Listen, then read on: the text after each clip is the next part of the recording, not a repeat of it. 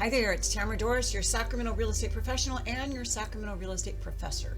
And I have a list of things, I've written them down there so you might see me sneaking a peek. But these are the things that when I am helping buyers, and I know most of my videos tend to be towards sellers because I really work with more sellers, but it's not unusual for a seller to be selling a home and downsizing or possibly upgrading. So I do work with buyers in that respect. I just don't usually send a lot of mailers out and things like that that try to attract buyers. But I am here if you want to buy a house. So let's look at what is really, really important. The first thing that you're going to look at is the neighborhood. And I've done videos on this, I've done YouTube shorts on this, but I cannot emphasize it enough. Even if the house is just beautiful and you love it so much, it's your dream home, if the neighborhood sucks, a couple things are going to happen. One, you're not going to be happy. You might not feel safe. Two, your home might depreciate in value instead of appreciate. It's way better, and I'm sure you've heard this before, it's way better to have the dog of a house on a street that is full of nice homes than it is to have the best house on the street. And see, our ego minds don't want to think like that. We're like, I want to have the best house.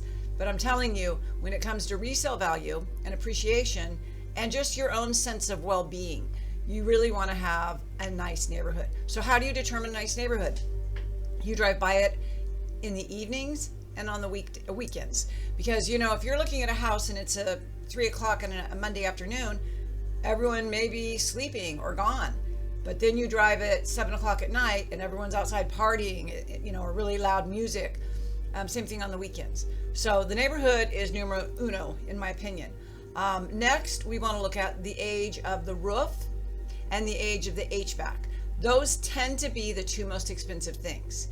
The sewer lines can also be very expensive, but one of the things with sewer lines is you can turn all the water pressure on and just see how the water pressure is.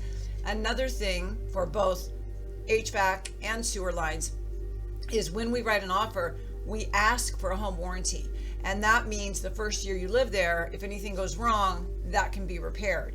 It's kind of like an insurance policy for things that go wrong that your typical insurance won't cover.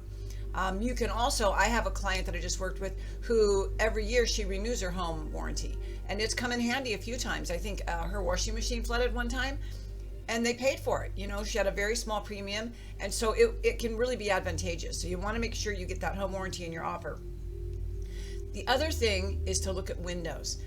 My daughter just got a house and it's got single pane windows, and that's going to be expensive, right, to upgrade, because windows, depending on the size of the home, but it's not outrageous to think windows or new flooring are like $30,000. It's not cheap. So you definitely want dual pane windows, not just because they look pretty, but because they keep the temperature more stabilized. So we're talking about, it looks better to have dual pane windows, but it also protects you in the summer and in the winter and helps maintain a stable temperature in your house. So windows are really important. Traffic. Even if you have a really nice house on a really nice street, if it backs up against a freeway, and they'll put the big bushes, oleander bushes, where it's like an off street. I've seen houses like that, beautiful neighborhoods, beautiful homes, but it's a busy street. And maybe when the homes were first built, it wasn't a busy street, but now it's a busy street. And if you live in Sacramento or if you've lived here for a long time, you know what I mean. We have some areas that 20 years ago weren't busy streets that are busy streets now. So you want to make sure that you check the traffic out around. And if you live in a place or you're looking at a home that says it's got beautiful fields, it's just like, it's so open and look at the views. You want to make sure, and you can check with the city or the county to see if there's any building permits going on, because I've had this happen before. You can buy a house and it can be looking out at a big green belt, and unbeknownst to you, there's a plan in 3 years to build a new condominium development. So these are things that you want to research and you want to find out. If you have green belts surrounding you or big blank fields, find out who owns them, find out if there's any permits in the works, so you'll know, because that beautiful view could be obstructed. I've had homes that I've sold in El Dorado Hills that they had a beautiful view when they bought the home. It just looked all out on the valley, but then someone came in and bought the land in front of it and built homes. So now their view, what used to be just beautiful, now is rooftops of other homes. So you have to watch that. You really want to check out the neighborhood. Parking. What is the parking situation? I recently did a video on HOAs. So if you're thinking about getting a place that has HOAs, you definitely want to check out the parking. But even if you're not in an HOA, going back to my daughter, she just got a house and it's on Fair Oaks Boulevard. So the parking it's got a nice driveway, but trying to get in and out of it when the traffic on Fair Oaks is busy, it's a nightmare. So you want to make sure that the traffic is congruent with how people are going to get in and get out of the house. You also want to make sure there's plenty of places for people to park if you entertain, or you're going to have parties, or you just like to have company every now and then. Like, you need a place to park, right? The other thing, and this is kind of a me thing, but I encourage you to be really careful about power lines. I sold a house once in Folsom that had a big, like a power plant, like one of those big things. 3 people in that home died of cancer. So be careful about being too close to a power line. They emit energies, they emit frequencies. And we can say, oh, that's just crazy. You can't see them, like you can't see EMF. But at the end of the day, frequencies are how we do x-rays, we do MRIs. Frequencies are all around us, and there definitely are frequencies that are damaging and harmful. So you don't want you or your children sleeping under a power line that could be sending you these cancer-causing frequencies. So that's a big one. Drainage. A lot of people are house hunting now in the spring and the summer and the fall, but the heavy rains haven't started. So you can't say, well, let me just put this house on hold and I'll come back after the next rainstorm. You kind of have to figure it out, and it's worth paying an extra few $100s to have someone who's knowledgeable about that tell you how the slope is.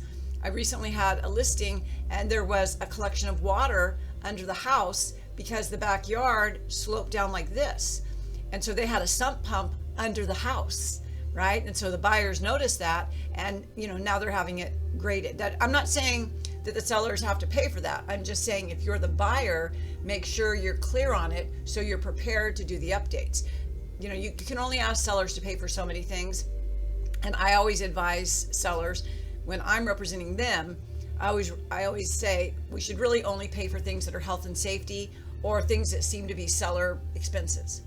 When I'm representing you as a buyer, I'm going to be whistling a whole different tune. I'm going to be trying to get the seller to pay for as many things as I can, plus cash back, right? Now that may sound like I'm kind of two-faced, but I kind of am, right?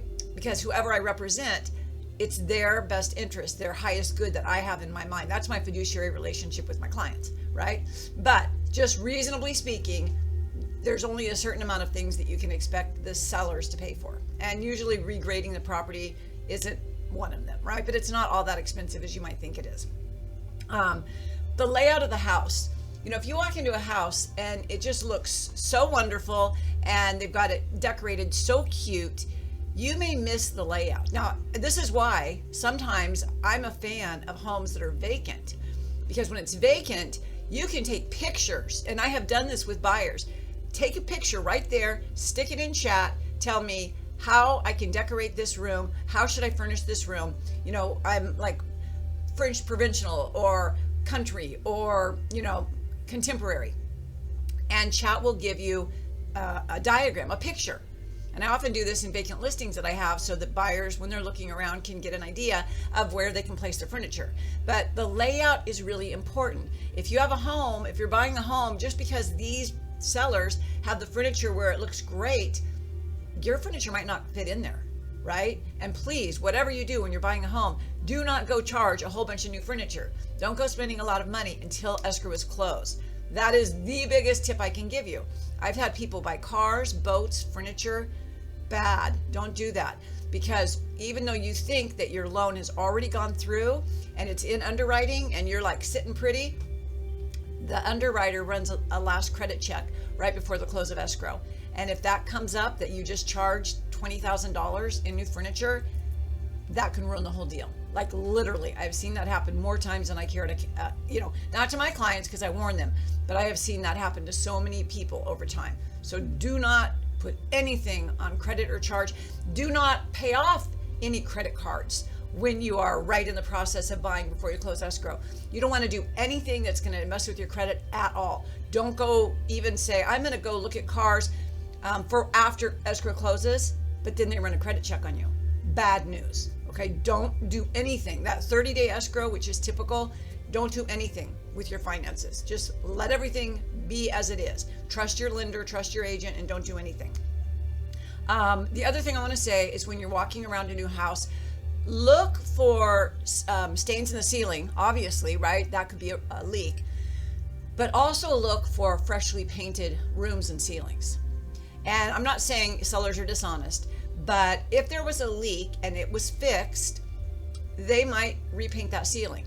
And so if the ceiling is the only thing that's repainted in a room, you're going to ask why. Now, they're supposed to, by law, by California disclosure law, they're supposed to disclose every incident that's happened, whether it was a roof leak or a flood in the laundry room, whatever. They're supposed to do that. But sometimes people don't tell the truth, right? You know, that's just the way the world is. So you and your agent have to be really, really good shepherds of your inspections. You have to really, really look around. You know, as much as I want to find a perfect house for my buyers, if I see a red flag, remember a red flag is a material fact that you might not want to buy it, I'm going to speak up. I would rather not get that sale and have you be happy, you know, even if it's later, than sell you a home that you're going to have a problem with or you're going to get angry at. Who are you going to blame? You're going to blame me, right? Even if it's a seller's fault. So I'm always constantly aware of that. So I am like a watchdog looking for all the things that could be wrong, right? I want to help you with all the things that can be wrong so we can discover them together. They're not deal breakers all the time, right? It just means that maybe you want to have that roof inspected a little bit more deeply, or you want to check out some other things. But it's okay, right? It's better to be informed than be upset. That's my strategy. So anyway, if you're looking to buy a home or sell a home in the Sacramento area, especially in the Carmichael Arden Arcade area, my specialization, my neighborhood, my hood, then check the link below and let's set up a time to talk. I would love to help you with your real estate needs. Have a great day and thank you for watching.